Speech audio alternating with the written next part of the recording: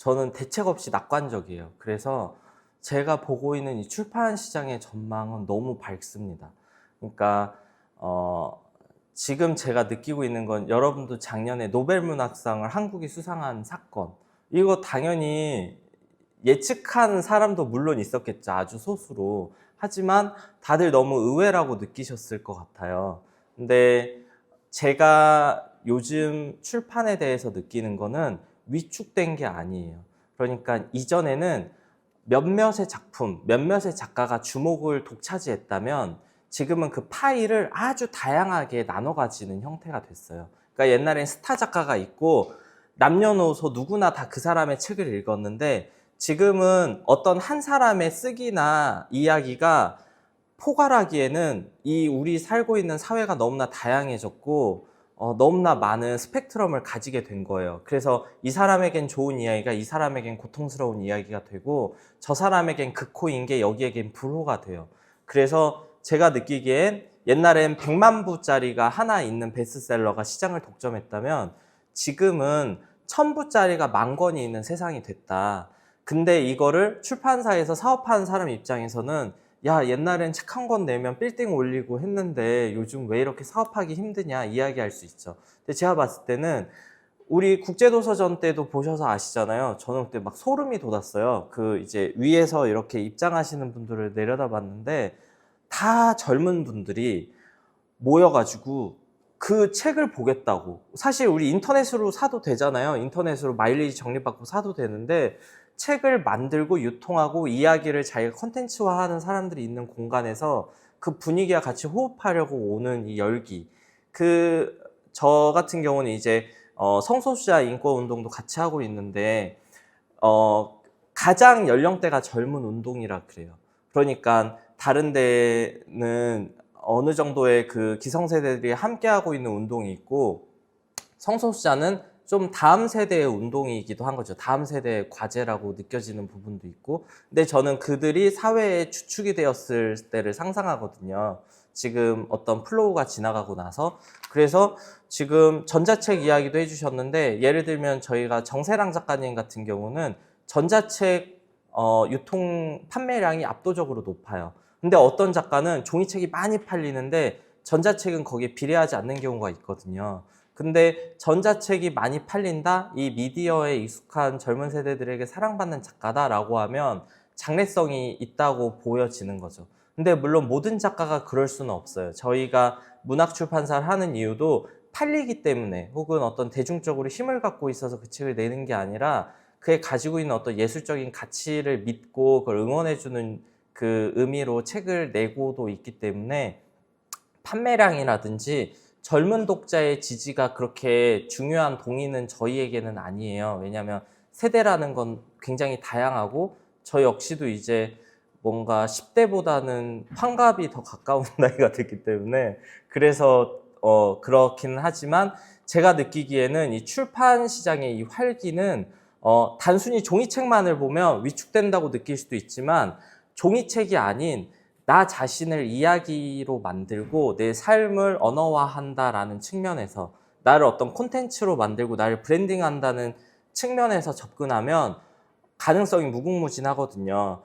영화를 만들건 어떤 거를 만들건 중요한 건 이야기가 있어야 돼요. 질문이 있어야 되는데, 그 뿌리가 되는 상상력, 사고력, 편집력을 키워줄 수 있는 게 이 출판 편집이고, 저는 그래서 여러분이 이제 나중에 편집자로 일하게 될 때 요구되는 덕목은 과거 90년대, 2000년대, 2010년대 편집자들이 마주했던 것과는 완전 다를 거예요. 저도 제가 출판 편집자로 들어갔었을 때가 2013년인데, 그때는 아까 이야기했던 것처럼 종이 펼쳐놓고 교정지 보면서 빨간색으로 표시하면 됐는데, 지금은 그렇게 일하면 월급 못 받아요. 당장 자리 빼야 되거든요. 당장 이렇게 하다가도 SNS로 책 알려야 되고, 뭐 작가와 뭐가 있으면 어디 가서 뭐 해야 되고, 혼자서 어쩔 수 없이, 옛날에는 한 명이 1인분만 해도 자기 밥벌이를 할 수 있었는데, 이제는 그 한 명이 1인분씩 하려는 사회에서 혼자서 5인분, 10인분을 해치우는 사람이 다 독점해버려요. 제가 여러분보다 10배 이상 일할 거기 때문에 여러분 10명을 고용하는 것보다 저 한 명을 쓰는 게 가성비가 좋거든요. 그런 사람들하고 경쟁해야 되는 거예요. 그래서 제가 봤을 때는 이 출판 시장이나 이런 부분에는 굉장히 미래가 밝다. 특히 그걸 여는 거는 한국 시가 될 거예요. 시라는 거는 여러분들 얼마 전에 캐대헌도 아시겠지만 골든 노래가 빌보드의 그런 1위를 하고 했지만 노랫말과 시가 비슷한 점이 있다면 짧고 감각적이라는 거예요. 그러니까 이런 소설이나 이런 두꺼운 책은 이걸 전체를 다 번역해가지고 읽어야 되니까 여러 가지 품이 들지만 시는 그냥 한 줄만 번역하더라도 그게 사람들에게 치고 들어간 정서가 있거든요. 근데 중요한 거는 지금 인공지능이 발달하면서 번역의 장벽이 많이 무너졌어요. 저는 저희 난다에서는 K를 팝니다라는 책을 냈는데 그거는 그 작가님이 한국을 소개하는 원고를 쓰고 그걸 인공지능 2개를 가지고 번역한 거예요. 하나는 디벨을 가지고 원문을 번역하고서 그걸 챗 GPT한테 검수를 시켰어요. 그렇게 해가지고 영문 원고를 완성해서 한글 원고, 영문 원고를 출간했거든요. 근데 옛날에는 우리가 책을 출간하려고 하면 이걸 번역해줄 번역자를 찾아서 막 헤매야 됐어요. 근데 지금은 자기가 어느 정도의 그 이해력만 있고 그렇게 어려운 일도 아니에요. 인공지능을 사용해가지고 번역하는 게. 그 작가로서 자기가 이 친구가 번역해준 걸 계속 컨펌하고 수정하면서 진행할 능력만 있다면 충분히 번역할 수 있고 그 속도가 어마어마하게 빨라지고 있거든요. 그래서 그러한 것들이 결합되었을 때는 한국 문학이 지금 어떤 언어라는 장벽 안에 갇혀 있지만 이 언어라는 장벽이 무너지는 시대가 빠르게 올 거거든요. 제가 봤을 때는 한 27년, 28년이면 무난하게 다 소통이 다 될 것 같아요. 그렇게 됐을 때 우리 세상이 어떻게 될까? 지금은 예를 들면 그 K-팝도 한국에서만 유통되었던 국내 내수 시장만 공략했을 때랑 세계적으로 유통될 때랑 파이가 달라지잖아요. 근데 전통적인 한국 출판, 한국 편집자를 생각하는 사람들은 과거의 방식대로 세상을 바라보면 이거는 세상이 망조로 가고 있는 거예요. 자기가 일하던 시대랑 너무 다른 거거든요. 근데 여러분은 적극적으로 변화를 환영하고 거기 뛰어들면서 좀 재미를 느낄 필요가 있다. 그리고 위축되는 게 사실이라고 해도 기세로, 기세로, 내가 난데 약간 이런 마음으로 돌파할 수 있다 봅니다. 네. 혹시 또 질문 있으실까요? 네. 개인적인 질문이에요. 네. 아까 회사를 그만두시고 다시 이제 일을 시작했다고 하셨는데 번아웃이 오셨을 때 어떻게 극복하셨는지가 궁금해요. 그게 이 책에 들어 있습니다. 이 토요일 외로움 없는 30대 모임이라는 데 보면 그 번아웃이 얼마나 지독한 것이었는지가 나와 있는데요. 농담이고 그 극복이 안 돼요. 여러분이 예를 들어서 극복이라는 건 그런 것 같아요. 여러분이 칼로 베었어요, 살을. 그러면 나아라 하면 그게 낫는 게 아니잖아요. 그 살이 아물고 흉이 지고 회복되기까지는 시간이 필요한 거고 번아웃도 비슷하거든요. 그렇게 상처를 입은 거예요. 어디가 살이 이렇게 베어버렸거나 뼈가 부러졌는데 바로 괜찮아지지가 않고 그냥 유일하게 시간이 지나야 되는 건데 그 시간을 지낼 방법을 찾아야 되고 시간을 버티는 동안 자기를 훼손하거나 돌이킬 수 없게 손상하지 말아야 된다라는 게 제가 느낀 거였어요. 왜냐하면 그럴 때 우리가 되게 자기를 해하는 선택을 하기 쉽잖아요. 자기에게 돌이킬 수 없는 어떤 선택들을 하게 되고 행동을 하게 되는데 그러지 않을 인식만 있으면 된다. 제가 그 우울증 같은 거를 좀 심하게 느꼈었는데 그때 앤드류 솔로몬의 한낮의 우울이라는 책에 보면 그런 얘기가 나와요. 우울증에 가장 도움이 되는 거는 자존심이었다고. 그러니까 그 사람은 저 멍청이들도 살아있는데 내가 이런 마음이 굉장히 도움이 됐다는 거예요. 여러분도 여러분 자신을 그렇게 좀 바라보고 할 필요가 있다. 그리고 뭔가 번아웃이나 나를 해하게 하는 어떤 감정들이 찾아왔을 때 그게 뇌에 잘못된 호르몬 작용 아닌가 하는 의심을 꼭 해봐야 된다. 그러니까 제가 지금 같으면 옛날 2020년에 있었던 일이 저한테는 아무렇지도 않고 똑같은 강도로 벌어져도 10배의 강도로 벌어져도 저는 괜찮은데 그때는 너무나 치명적인 거예요. 근데 그 순간에는 그게 너무 압도적이니까 거기에 깔려있기가 쉬운데 그게 지나간다라는 거를 좀 알아야 되고, 저는 그래서 항상 귀여운 걸 좋아하거든요. 저는 귀여운 걸 많이 봤어요. 힘들 때 막 힘든 생각이나 힘든 언어 속에 갇혀 있는 게 아니라, 웃긴 말이긴 한데 번아웃에 빠졌는데 여튼 귀여운 걸 많이 본다. 예, 저에겐 도움되는 건 그런 거였어요. 귀여운 강아지, 뭐 고양이, 코알라 막 이런 거 있잖아요. 그런 게 여러분에게도 각자 있겠죠. 나의 뭐 덕질하는 최애가 있다든지 그런 것들을 꼭 쥐고 가야 된다. 그리고 그거는 누가 떠먹여 주는 게 아니라 자기가 막 밭을 일구듯이 찾아야 되고 훈련해야 되는 것 같아요. 그러니까 서점을 가서 내가 이 서점에 대해 어떤 기록을 남기겠어라고 마음먹었을 때 보이는 것들이 있듯이, 내가 나에 대해서 어떤 소중한 무언가를 나를 위해 찾아주겠어라고 했을 때 보이는 것들이 있거든요. 그런 게 번아웃 때 도움이 됐던 것 같고, 지금은 그런 비슷한 충격이 오면 설레요. 아, 이거가 지나고 나면 얼마나 오져질까? 약간 나의 이 캐파가 얼마나 커질까? 이런 생각에 아주 기쁘지만, 예전에는 그 감당하기 힘들었죠. 예, 그렇습니다. 도움이 됐을까요? 또 혹시 있으실까요?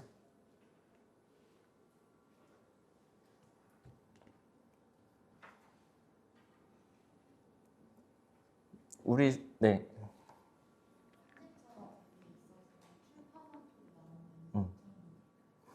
출판학교 아주 도움이 되고요. SBI, 서울출판예비학교는 취업 연계 프로그램이 있어서 거기를 가시면 거의 100%라고 보셔도 되는데, 최근에는 졸업생들이 취업을 못했다고 하더라고요. 뭐 10명 중에 한 3명은 취업을 못했다고 하는데, 서울출판예비학교가 가장 확실하게 그 국비로 교육받고, 대신에 거기는 입학하는데 시험을 보거든요. 테스트 보고. 근데 그 테스트가 매달 있는 것도 아니고 딱 시기가 있어가지고 그걸 놓치면 또 기다려야 돼요. 그래서 이왕이면 그걸 최우선으로 준비하되, 그게 만약에 안 된다 그러면 한겨레라든지, 한겨레는 이제 기간도 좀 더 짧고 돈이 더 비싸기는 한데, 저희가 신입들 이력서 같은 거 볼 때 뭐 한국어 자격 능력 뭐 이런 거는 별로 가산점 이런 거 아니고, 출판학교 다녔다 그러면은 일단 우리가 언어를 일하면서 사용할 때 대충 무슨 말인지는 알겠구나 라고 하는 게 머릿속에 들어 있게 되고요.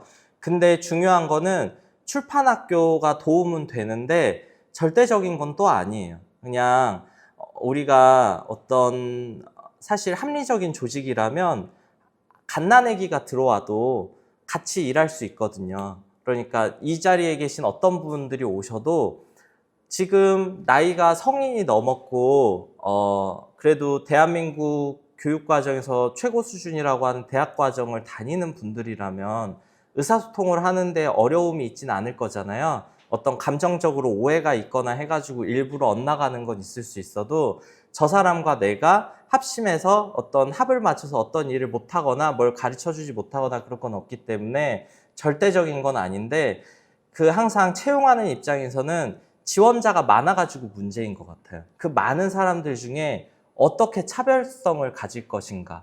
그래서 지금 돌려드리는 정가연님 같은 경우도 출판 학교를 다니지 않았어요. 저기는 학부도 경제학부거든요. 근데 저분은 어떤 경우였냐면, 옛날에 2023년에 서울국제도서전 저희가 첫 부스 나가는 행사를 앞두고 대전에 있는 삼요소라는 책방에서 출판도시 인문학당 강연을 한 적이 있었어요. 그래서 한 권의 책이 만들어지기까지 편집자, 출판사 대표, 작가 이렇게 3명이 나와가지고 연속 강연을 했었는데, 그때 대학교 2학년일 때 와가지고 그 강연을 들었던 분이었어요. 근데 그 강연을 듣고 나서 그분이 따로 저한테 메일을 써가지고, 제가 국제도서전 난다 부스에서 무급으로 일할 수 없을까요? 하고 연락이 온 거예요. 근데 저희가 그때 다 인원도 다 구해놨고 누군지도 모르는 사람을 또 무급이라고 하니까 부담돼가지고 마음만 고맙게 받았는데, 그분은 윌북이라고 하는 다른 부스에서 아르바이트를 구해가지고 출근하면서 저희 부스에서 인사를 하고 가는 거예요. 그러다가 그 도서전이 5일 동안 하는데 한 3일째 되는 날에는 달달구리 사탕하고 초콜릿 그리고 편지를 써가지고 안에 자기 명함을 넣어서 저한테 주고 갔어요. 그러면서 자기가 여기 나와가지고 며칠 일해보니까 이런 게 필요하더라. 그래가지고 너무 감동했거든요. 그런데 그러다가 그 부스 거의 마지막 날에는 자기가 번 돈을 가지고 와가지고 저희 부스에서 책을 몇십만 원어치를 샀어요. 그래서 너무 예뻤던 거죠, 제 눈에는. 이분 뭐지? 너무 좋다 이랬는데, 그러고 나서 그분이 어떻게 지내는지는 알 수 없었죠. 왜냐하면 우리가 출판사라는 거는 늘 TO가 있는 게 아니라 그때그때 결혼이 생기면 사람을 뽑는 형태이기 때문에 저 사람이 좋아도 같이 일하기까지는 어떤 시간이 맞아야 되거든요. 근데 그러고 있다가 저희가 이제 올해 그 결혼이 생겨가지고 신규 채용 공고를 올렸는데 그분이 그 메일을 보낸 거예요. 지원을 해가지고 그분 이력서를 저렇게 받은 거죠. 근데 저기에 자기가 어떤 사람인지에 대해서 아주 상세하게 써놨었어요. 그래서 그때는 그냥 오가면서만 막연하게 알고 있었던 사람을 좀 알게 되는 계기가 됐고요. 그래서 혹시 이 자리에 계신 분들 중에 팁을 하나 드리자면 내가 좋아하는 출판사가 있다. 내가 가고 싶은 곳, 꼭 일하고 싶은 곳이 있다 그러면 출모라는 게 중요합니다. 거기에 눈에 띄는 게 중요해요. 내가 있다라는 존재를 알리는 게 중요하고 그 중에 하나가 아까 말씀드린 북스타그램 같은 거고요. 조금 더 적극적으로는 거기서 주관하는 오프라인 행사 같은 데를 가보는 거. 그래서 어떻게 일하는지 어떤 분위기인지 보는 거. 그리고 세 번째는 지원을 그냥 하는 거예요. 그냥 그러니까 공채가 있는 게 아니라 자기가 이력서를 어느 정도 정리해가지고 저는 이런 사람이고 위 당신 출판사에 어떤 마음을 갖고 있다. 지금은 기회가 없겠지만 나중에 뭐 2년이 닿았으면 좋겠다. 그 정도로 부담스럽지 않게 이렇게 보내는 방법도 있거든요. 그러면 뭐 한번 회사 오셔라 해가지고 커피라도 마실 수도 있고 그런 식으로 일이 되기도 하는 것 같아요. 근데 중요한 건 실력이 있어야겠죠. 그러니까 무조건 길게 쓴다고 되는 것도 아니고 무조건 얼굴 많이 봤다고 되는 것도 아니고 저희 같은 경우는 오프라인 행사를 많이 하니까 저희 공고 냈을 때 동네 책방에서 행사할 때마다 오시던 분, 뭐 맨날 인스타 DM으로 소통하던 분 이런 분들이 다 지원했어요. 그래갖고 이분들 얼굴이 다 어른어른 거리지만 어떡해요. 일은 일인데. 그래서 다 매정하게 다 잘라내고 저 한 분을 뽑았지만 그래서 학교는 무조건 도움이 되고 절대적이진 않다. 근데 하는 것이 99%는 좋을 것이다. 그리고 이거랑 비슷한 게 어떤 회사든 먼저 입사해서 일하는 게 좋을까요? 아니면 좀 좋은 데를 들어갈까요? 하는 질문도 있는데 저는 어떤 곳이든 먼저 일을 하는 건 추천하는데요. 최악의 회사가 아니라면 그러니까 뭐 월급을 밀린다든지 안에서 성비위가 있다든지 그런 뭐 말도 안 되는 곳이 아닌 다음에는 회사가 크건 작건 먼저 일을 시작해서 이 판이 어떻게 굴러가는지를 알고 있는 걸 매우 추천해요. 그게 저같이 스펙이 뛰어나지 않은 사람이 할 수 있는 일인 것 같아요. 그게 아니면 또 하나의 방법은 등단하는 거. 등단해서 작가로서 어떤 시인이나 소설로서 평론가로서 나의 어떤 글쓰기 능력을 좀 검증받는다라고 하면 약간의 가점은 줄 수 있습니다. 네, 그렇습니다. 그러면 또 있으실까요?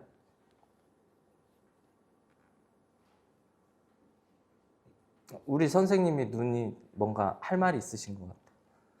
네, 네, 돌아보신 분. 네, 네, 돌아보신 분.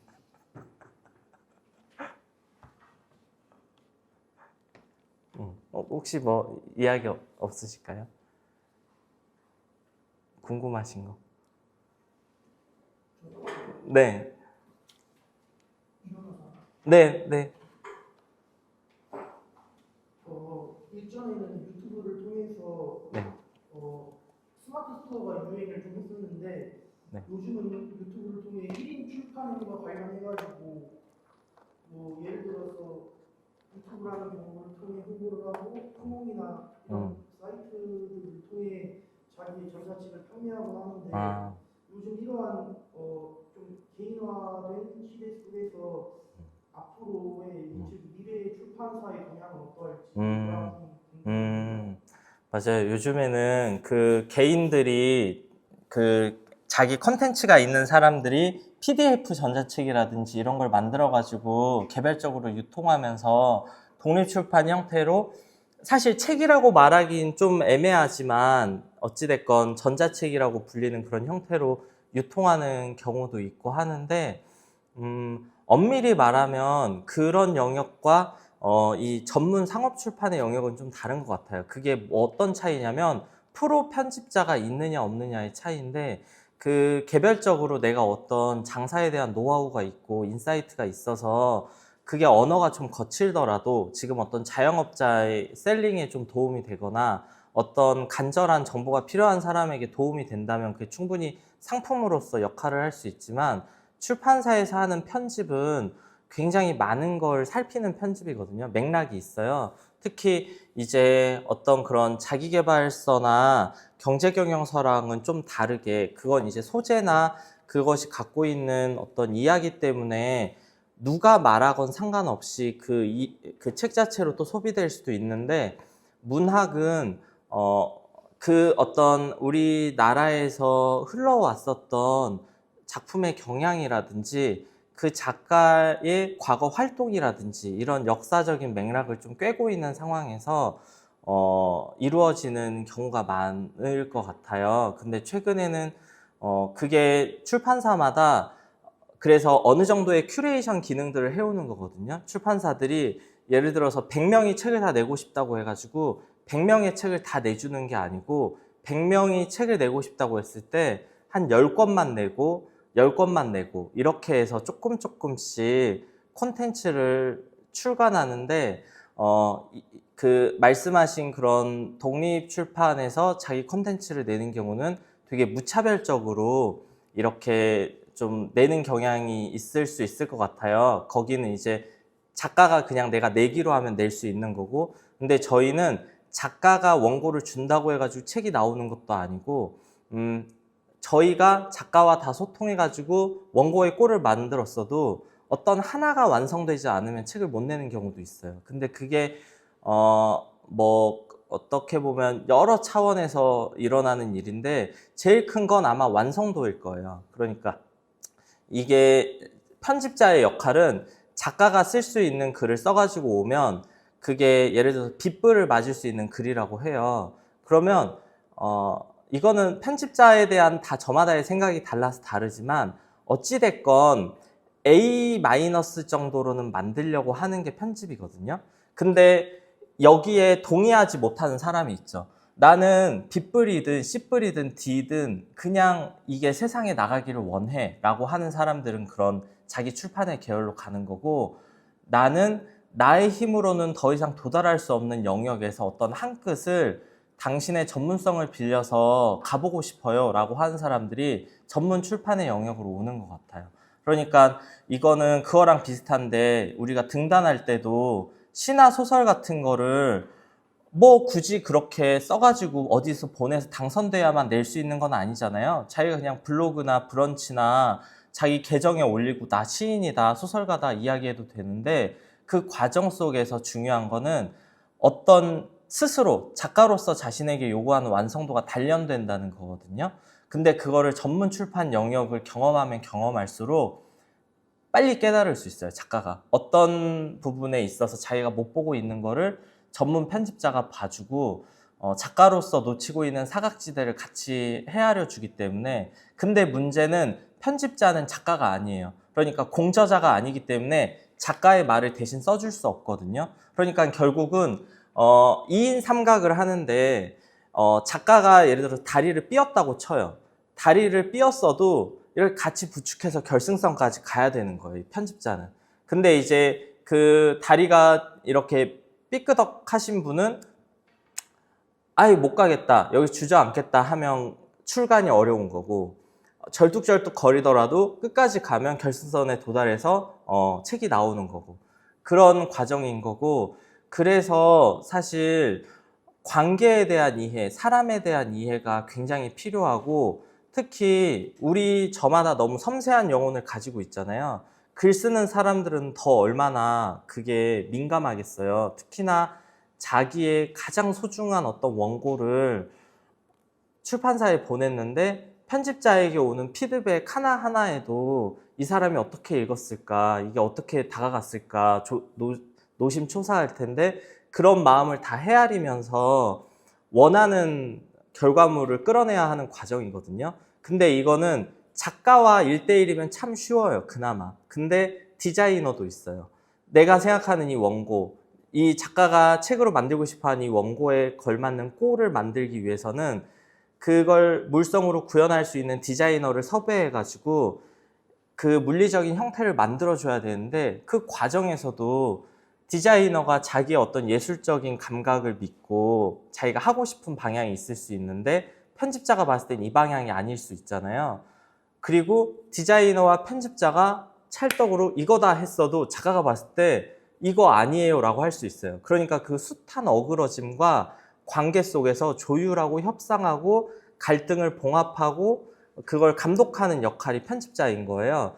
그러면서 예를 들면 누구한테 일을 시킬 때 야, 너 이거 해 하고 이렇게 강압적으로 하는 게 아니라 그 사람이 자발적으로 자기 안에서 동기를 찾을 수 있도록 동기부여를 해줘야 되는데 디자이너가 예를 들어 제가 만들고 싶은 게 찰떡인데 쑥떡을 가져왔어. 그러면 야, 이 쑥떡 누가 먹어? 이러는 게 아니라 아, 쑥떡 참 맛있죠. 이거 좋은데 요번에는 조금 식감이 좀 쫄깃쫄깃했으면 좋겠는데 디자이너님의 아이디어는 어떠세요? 어떤 방법을 쓰면 좋을까요? 이렇게 물어보면서 그러니까 굉장히 내 눈앞에 보이는 선명한 지름길을 에둘러 가는 과정을 즐길 수 있어야 되거든요. 근데 그 크몽이나 이렇게 내가 그 컨텐츠를 만들어서 전자책 유통하는 거는 그런 골치 아픈 과정이 싹 사라지는 거죠. 그냥 내가 원하는 걸 내가 감독하고 내가 오케이 승인해가지고 세상에 내보이는 거예요.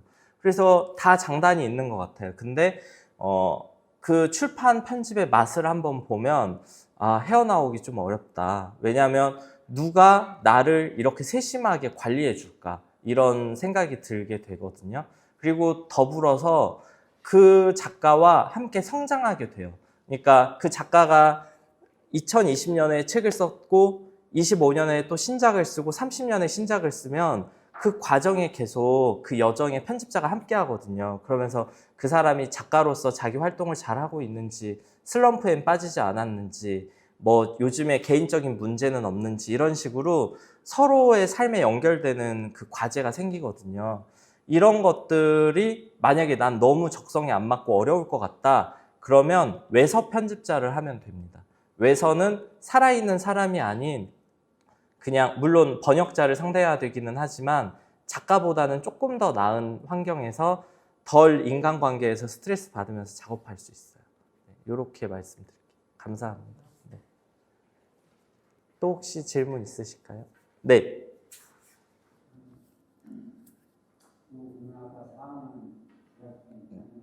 네.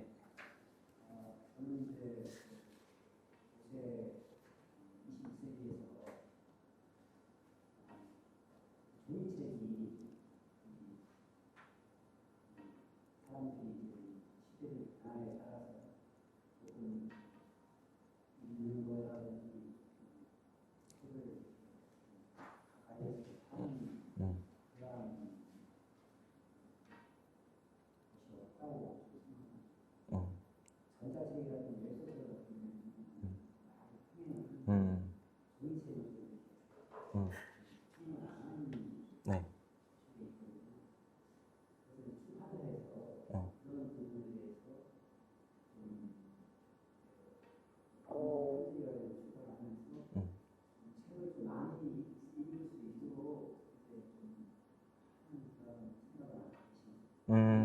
네. 그쵸. 그게 뭐 종이책이 위축되지 않는다고는 할 수 없는 게 제가 그 어떤 작가님이었더라? 김영하 작가님이었는지 어떤 작가님이 이야기한 것 중에 인상적이었던 게 그 종이책의 부피가 부담스럽다.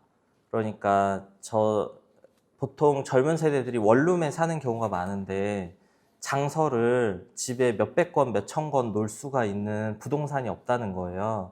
그래서 전자책은 조그마한 단말기에 수천 권, 수만 권이 들어있어도 상관없잖아요. 그 이야기를 하는 걸 보고서 종이책은 정말로 사라질 수도 있겠다. 그리고 정말 요즘에 보면 우리가 뭐 음악 들을 때도 스트리밍으로 거의 대부분 듣고 몇몇에서만 이제 LP를 즐기고 대부분은 그 음반이라는 거는 음반으로 듣기보다는 그냥 뭐 팬으로서 사주는 그런 역할로 전락했잖아요. 그래서 책이라는 것도 분명히 그런 영역으로 이동할 수 있다라는 생각을 해요. 책은 이게 출판사가 있고 인쇄소가 있고 하기 때문에 사실상 종이책이 없어진다라는 거는 그 종이산업, 인쇄산업이 다 연속해서 무너진다는 의미일 텐데 그런 거를 상상하면 마음은 많이 아프고 또 물류센터라든지 그러니까 이 책 한 권에 얽혀있는 무수한 그 이해관계에 있는 그 산업들이 있는데 그것들이 언젠가는 지금과는 다른 형태가 될 수 있다라는 각오는 늘 하고 있거든요. 근데 그럼에도 저희는 신경 쓰는 거는 그렇기 때문에 종이책 하나를 만들 때 이 자체가 독자님에게 어떤 경험으로 다가갈지를 좀 설계하고 예측하는 것 같아요. 그러니까 표지 같은 경우에도 어떤 후가공을 써가지고 그 감촉을 주거나 형압을 만들지 판형이 이게 너무 크다 싶으면 좀 미니 판형을 만들어 본다든지 그리고 뭐 민음사 같은 데서는 물에 젖어도 되는 그냥 물놀이 가서 가볍게 읽을 수 있는 단편소설을 책으로 내놓는다든지 그리고 뭐 이렇게 키링처럼 달고 다니면서 나는 이 책을 읽은 사람이야 라는 어떤 정체성을 표식으로서 또 기능하게 만든다든지 그런 다양한 시도를 하고 있다고 생각하는데요.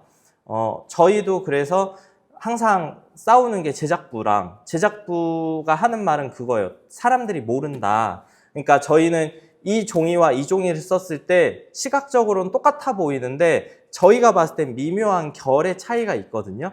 그래서 더 비싼 이거를 고르게 되는데 그리고 어떤 후가공을 하게 되는데 제작부에서는 그런 거 말고 무난한 거, 누구나 하는 거 똑같이 그냥 넣어가지고 나오면 결과값이 안정적으로 나오는 그거를 쓰라고 계속 권유를 해요. 저희가 만들다가 사고도 많이 나고 예측하지 못했던 많이 사용되지 않는 종이나 공법을 썼다가 또 문제가 되는 경우도 있어가지고요.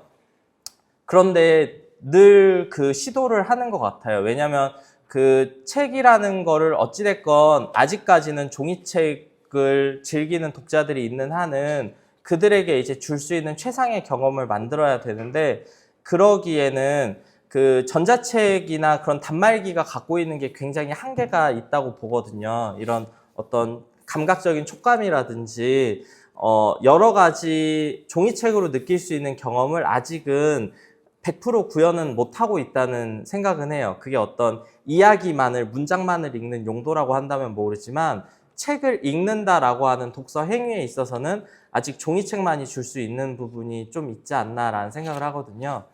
저희가 예전에 문학동네 출판사에서 문학동네 포에지라는 시집 시리즈를 런칭한 적이 있는데 그거는 절판된 전설적인 시집들을 복간하는 시리즈였어요.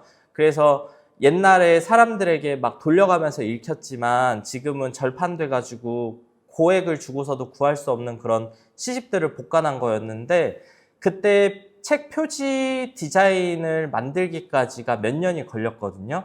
이걸 어떤 디자인으로 할지 어떤 종이로 할지 고르는 것도 수십 번 해보고 그러다가 고른 게 스타드림이라는 종이였어요. 두성종이에 있는 말 그대로 별빛이 반짝이는 것처럼 그 펄이 들어가 있어서 은은한 광택이 있는 종이였는데 그게 그렇게 해가지고 책을 만들어가지고 성공적으로 론칭을 했는데 독자님한테 전화가 오는 거예요. 이 책을 이렇게 펼치면 그 표지가 이렇게 본문하고 딱 달라붙어 있어야 되는데 이게 쫙 하고 떨어지는 거예요. 그게 이제 그 안에 있는 펄 코팅하는 그 필름 때문에 우리가 일반적으로 사용하는 접착제가 그 기능을 다하지 못하는 거예요. 근데 그걸 여름에 만들었을 땐 괜찮았거든요. 근데 한겨울이 되니까 기온이 떨어지면서 그 접착력이 떨어지는 문제가 발견된 거예요. 그래서 이걸 어떻게 하나 하다가 그 인쇄소랑 결국에는 그 풀을 개발했어요. 그 용도를 위해서 풀을 개발하고 그걸 이제 일본에 수출까지 할 정도로 이제 그런 과정을 거쳤는데 저희는 그 정도로 어찌됐건 책으로 할 수 있는 게 있다라고 믿고 그렇게 아직까지는 예, 최선을 다하고 있는데요. 많이 부족하죠. 열심히 하겠습니다. 네. 감사합니다. 네. 또 혹시 질문 있으실까요? 아까 그래도 이력서 보셨는데 뭐 좀 이야기라도. 질문 아닌 질문인데 네. 입사 지원도 좀 추상적으로 생각하세요. 응. 뭔가 등단을 하거나 응. 문학계 쪽으로 아. 많이 의미 가능하신 분들이 그런 건 아닌데 아까 지원서 봤을 때 굉장히 다방면으로 활동이 많이 하시고 응. 뜻밖의 응. 집중해서 하는 일을 응. 하시는 분인 것 같아요. 응. 입사 지원서와 응. 출판하고 차이는 있겠지만 응. 지원을 하게 된다면 응. 어떤 점을 이게 여러분들이 일을 하게 되는 조직의 인원 구성에 따라 다른데요. 예를 들어서, 디자이너, 편집자, 마케터, 이렇게 3명이 있다고 쳐요.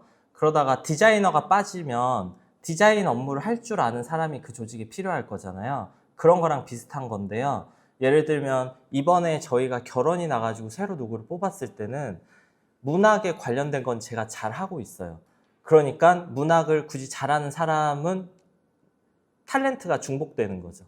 그러니까 오히려 제가 못하는 거. 예를 들면 그 정가연님은 축구 선수였거든요. 초등학교 3학년 때부터 6년 동안 축구 선수를 했고 막 그런 뭐 불어라든지 뭐 AI를 잘 다루세요.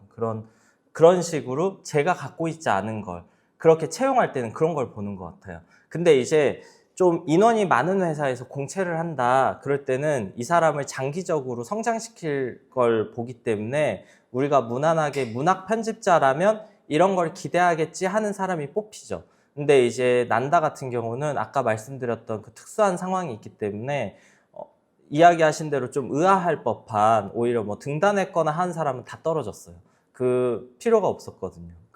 그래서 내가 지원하고자 하는 회사에 필요로 하는 능력이 무엇인가 그거를 알 수 있다면 제일 좋죠. 그러니까 지금 내가 어디 문지에 지금 결혼이 생겨서 사람을 뽑을 예정인데 좀 일어를 한 사람이 필요한가 봐 라는 걸 혹시 알 수 있다면 그게 도움이 될 수 있겠죠. 근데 이제 중요한 거는 신입에게는 그런 걸 기대하지 않는 것 같아요. 그러니까 신입이 뭐 엄청난 능력을 갖고 있어가지고 와서 모든 걸 해결해주고 그러는 건 없거든요. 그래서 신입의 입사 지원서에서 볼 때 두드러지는 거는 융합이 잘 될까? 이 사람의 태도가 그러니까 예를 들어서 등단을 한 사람도 있지만 나 등단했어 하는 마음에 취해 있을 수 있잖아요. 그러니까 오히려 예를 들어서 편집자로서의 글쓰기는 작가로서의 글쓰기와는 달라야 될 수도 있는데 자기가 작가라는 의식이 앞서면 안 되거든요. 그리고 어찌됐건 편집자는 작가가 아니라 작가가 표현하고자 하는 세계를 좀 명료하게 언어화할 수 있게 도와주는 사람이어야 되는데 자기가 마치 작가인 것처럼 그 사람 작품을 고쳐버리면 안 되거든요. 그런 면에서 이 사람이 성숙한 판단을 할 수 있을까? 이런 걸 좀 보는 것 같아요. 그래서 오히려 뭔가 이 출판사에서 이제 문학 쪽으로 뭘 해보려고 하는데 여기는 다 기존에 해왔던 분들이 다른 분야 전문가였지 문학 쪽에는 문외한이야. 시집도 잘 모르고 소설도 잘 몰라. 그러면 사람을 뽑을 때 거기에 대해 잘 아는 사람을 뽑고 싶을 거잖아요. 그런 맥락에서 이해하시면 좋을 것 같아요. 그렇습니다. 네, 감사합니다. 또 혹시 있으실까요? 네. 출판 편집자로서 다양한 일을 하는데 주로 네. 어떤 일에 시간을 많이 하는지. 저는 운전도 많이 하고 제가 1년에 7만 킬로 운전하거든요. 운전하고 작가 행사가 거의 매일 있는데 작가 행사 북토크가 오전에 있고 점심에 있고 저녁에 있고 이럴 때도 있어요. 그리고 사회도 봐야 되고 라이브 촬영도 해야 되고 그리고 인쇄소 같은 데 가서 혹은 이런 행사 같은 거에서 영상을 찍은 편집도 해야 되고 그래서 그런 업무들이 많아서 뭐가 우열을 가리기는 어려운데 거의 대부분이 물리적으로 시간을 많이 쓰는 건 오히려 그런 것 같아요. 그 운전이나 영상 그리고 이제 편집은 그래서 밤이나 새벽에 틈틈이 합니다. 이렇게 뭐 행사할 때 북토크 같은 데 가가지고 이렇게 아이패드로 보거나 그렇게 하고 있고 그리고 사실 좀 웃긴 말인데 노는데 시간을 많이 써요. 그러니까 논다라는 건 작가님들을 만났을 때 저 너무 바빠요 이러면 안 되거든요. 늘 여유롭고 여유만만하게 누가 파주 왔어. 그럼 파주 오셨으면 점심 드셔야죠. 여기 맛집 있는데 여기 가야죠. 맛집 먹었으면 여기 메론 빙수 잘하는데 여기 가야죠. 막 속은 타들어가는데 태어나고 여유롭게 접대하는 거예요. 그럴 때 시간을 제일 많이 써요. 그러고 나서 보낸 다음에 죽어라 하는 거예요, 일을. 이렇게. 근데 항상 제가 바쁘거나 일이 많거나 하는 거를 남들이 알 필요가 없죠. 그걸 드러내는 건 프로페셔널하지 못한 거고 상대방을 미안하게 만들 필요가 없고 그래서 노느라 시간을 많이 씁니다. 저는 맛집 찾는데 시간 제일 많이 쓰는 것 같아요. 그러니까 뭐 목포 같은 데 온다 이럴 때도 작가님들하고 어디를 북토크를 가도 거기 가면 뭘 먹어야 되는지 종류별로 찾아가지고 리스트업 해가지고 제안하고 먹고 이런 일 많이 하고 그리고 회사 안에서 행정적으로는 시간이 많이 드는 업무가 막 그런 외적인 뭐 행정적인 업무가 많아요. 그러니까 뭐 회사 안에 있는 그 내부 시스템에 뭐 입력해야 되는 것들이 있거든요. 책이 나오거나 팔리거나 뭐 어디에 증정을 하거나 하면 해야 되는 것들이 있는데 그게 많고 그리고 SNS 관리를 정말 쉴 틈 없이 해요. 거의 뭐 조금만이라도 짬이 나면 들어가가지고 하는데 거의 신간들 검색해가지고 반응 어떤지 좋아요 다 눌러주고 스토리에 다 가져오고 작가님 태그해서 알려주고 그리고 저는 또 행사를 계속 하기 때문에 이 행사 저 행사 스케줄 일정 관리하는 거랑 그 행사에 필요한 홍보물 디자인 발주하고 전달하고 하는 거랑 그래서 뭐가 딱히 많다라고 하기는 어렵지만 다 비등비등하게 많은 것 같아요. 네, 그렇습니다. 네. 네. 네.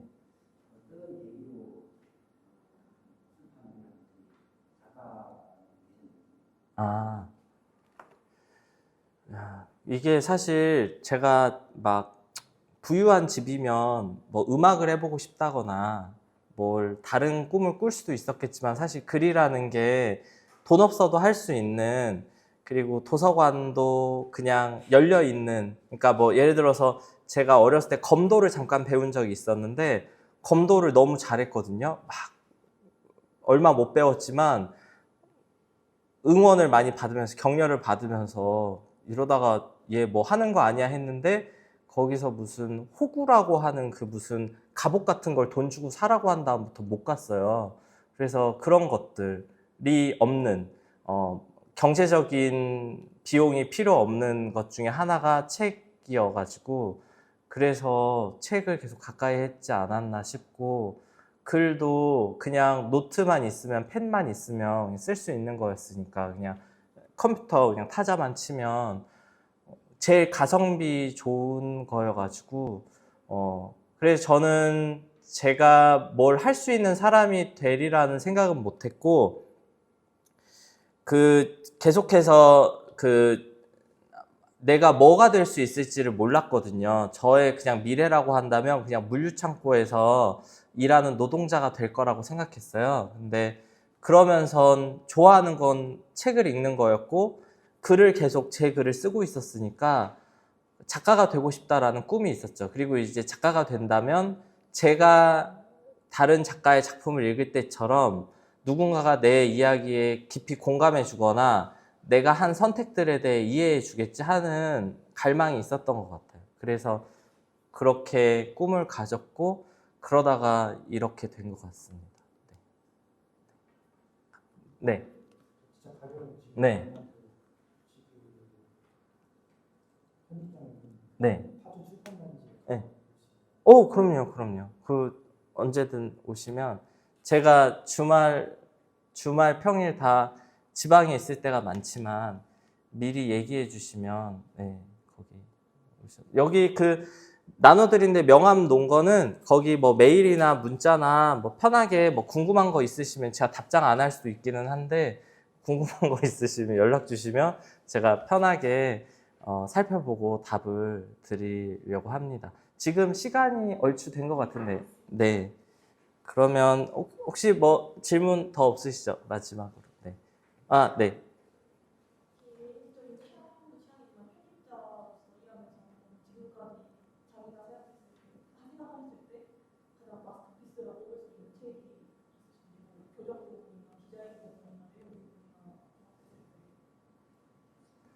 아, 이게 그냥 머릿속에 떠오르기는 하는데 그냥 지금은 신영철의 인생의 역사 생각하거든요. 그게 이제 신영철 문학평론가의 시화를 가지고 만든 책인데 표지 그림을 박서보 화백의 작품을 썼어요. 그게 한국 책에 쓰인 최초의 사례인데 이제 돌아가시고 나서 출판물에 못 쓰게 했어요. 저희가 박서보 화백님의 작품만 3개를 가지고 책을 했거든요. 동네 서점판 리커버랑 국제도서전 리커버까지. 그래서 그거는 그 내용도 그렇고 그 만듦새도 그렇고 아주 자랑스러운 책인데 근데 이런 건 한두 개가 아니에요. 왜냐하면 아까 이야기 나눴던 너의 별자리는 옆자리에 대해서도 막 할 말이 너무 많고 하나하나가 새끼 같아서 누가 얘가 최고야 라고 말하면 다른 책들이 나는 이러기 때문에 저는 오히려 그 얘기를 하고 싶어요. 저는 그 작가도 꿈이었다고 했잖아요. 작가도 꿈이었는데 출판사에 들어와서 편집일을 먼저 시작하게 되면서 깨달은 게 뭐였냐면 뭔가 마스터피스, 책을 마스터피스라고 말하기는 어렵지만 롱런하는 작가, 뭔가 마스터피스는 아니지만 그냥 롱런할 수 있는 작가가 있다면 비결이 뭘까를 알고 싶었거든요. 제가 그 문학동네에서 그 첫 개간지 나왔던 첫 호부터 그 20주년 특집호를 기획할 때 그 책들 표지를 쫙 깔아놓고 봤는데 해마다 주목받는 작가들이 있었어요. 근데 해마다 주목받은 작가들이 쭉 주목받는 게 아니라 몇 년 반짝하고 사라지고 반짝하고 사라져요. 근데 어떤 작가는 20년이 지나도 계속 작품을 발표하는 거예요. 그래서 이 비결이 뭘까? 그래서 제가 그거를 봤는데 제가 예로 들고 싶은 한 분은 은희경 작가님인데 은희경 작가님이 이제 문학동네 소설상 1회 새해 선물로 이제 등단하셨는데 그분의 소설집을 2014년도에 낸 적이 있었어요. 다른 모든 눈송이와 아주 비슷하게 생긴 단 하나의 눈송이라고 이제 그거를 만들었는데 그 책에 북토크가 파주에서 열렸습니다. 근데 사회자가 책을 안 읽고 온 거예요. 북토크 사회를 봐야 되는데. 그때 잘 나가던 어떤 인문학자였어요. 남자분이었는데 그분이 와서 질문하는 수준이 너무 무례했어요. 막 은희경에게 섹스란? 막 이런 걸 물어보는 거예요. 그래가지고 우리들 다 거기 앉아있던 사람 다 뜨악해 있는데 은희경 선생님이 어떤 개똥 같은 질문이 들어와도 이 자리에 앉아있는 사람들이 듣고 싶어할 질문으로 바꿔가지고 해주는 거예요. 그래서 그때 우리가 모두 한마음 한뜻이 돼가지고 그분을 응원했거든요. 근데 사실 그날 행사는 망쳤어도 할 말이 없는 행사였어요. 어떻게 이런 사람을 섭외할 수 있냐. 완전히 망했다. 이렇게 해도 상관이 없는데 그분은 그 자리에 대한 책임감이 있는 거예요. 그러니까 뭐가 준비가 안 됐을 수도 있죠. 누가 뭐가 모자랄 수도 있어. 뭐가 안 될 수도 있어. 하지만 이 자리에는 자기를 보러 온, 자기 얘기를 들으러 온 사람들이 있고 자기는 이 사회자랑 말하는 게 아니라 그들에게 말을 걸고 있다는 걸 의식하고 있는 거예요. 그러니까 아까도 이런 자기소개서 입사지원서를 쓸 때도 누구에게 말을 걸까가 중요한 거예요. 이 글을 읽을 사람을 생각하고 글을 쓰는 사람하고 이 글을 쓸 사람을 생각하지 못하고 쓰는 글은 차이가 나요. 그 독자가 있다, 수신인이 있다라는 믿음이 작가에게 있어야 그 글이 전달되거든요. 그래서 저는 그때 저도 작가님들과 많은 행사를 해보다 보면 예기치 못한 상황도 있고 변수도 많아서 당혹스러운 순간이 많은데 많은 사람들이 자기의 망신스러움에 집중해요. 근데 그럴 때 자기의 망신스러움에 집중하는 게 아니라 그런 나 자신을 보고 있는 독자를 의식하는 한 겹의 시선을 더 가진 작가들이 있거든요. 그게 프로페셔널함인 것 같아요. 그런 것들이 제가 편집자로 일하면서 보는 어떤 작가들의 존경할 만한 부분이고, 그게 저 역시도 일을 할 때 이 주인의식을 어떻게 가져야 될까? 이 회사가 네 회사지 내 회사야? 네가 상사지 내가 뭐 이것까지 해? 이게 아니라 어떤 그 시간에 주어진 나의 소명 혹은 어떤 이유 이런 것들이 있다면 거기에 최선을 다해서 몰입하는 것들이 저를 늘 더 좋은 곳으로 데려다 줬던 것 같습니다. 그럼 이야기를 이걸로 마무리해도 될까요? 네, 네, 네, 네. 감사합니다. 네.